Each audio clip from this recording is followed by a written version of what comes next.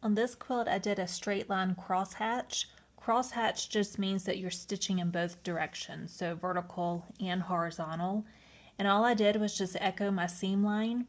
So wherever I normally put my presser foot to do a 1/4 inch, I put it there and I moved my needle all the way over to the left as far as it would go. And the great thing about using it on square patchwork is that it makes a second square inside your larger square. I did a diagonal crosshatch for this quilt. So this is also straight line quilting, very easy. The only difference is you're marking from corner to corner. So you mark your quilting lines from this corner all the way across, and then from the opposite corner all the way across. And you end up with these really intricate looking diamonds.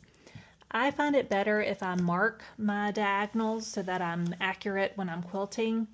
And I just use the longest ruler that I have, and I'll put it right here in the corner.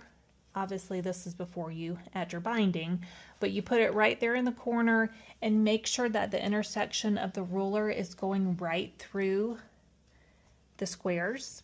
And then I take a marking tool like a hair marker and I just crease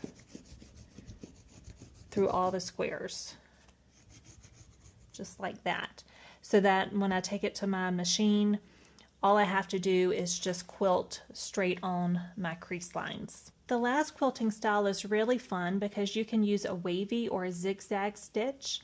And this is great especially for pixel quilts where you don't want to take away from the design that the quilt makes as the picture.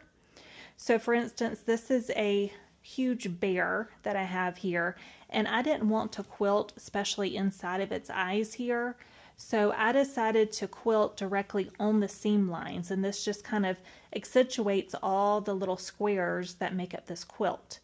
And this one I did a zigzag, but like I said, you could use a wavy stitch as well, and you just quilt directly on the seam lines in both directions. And this is great because you don't have to do stitch in the ditch, which you could if you want to, but I personally am not very good at that. So I really like the fun stitch design that this makes here because everything is secure and it doesn't take away from your overall design, but it's still really fun.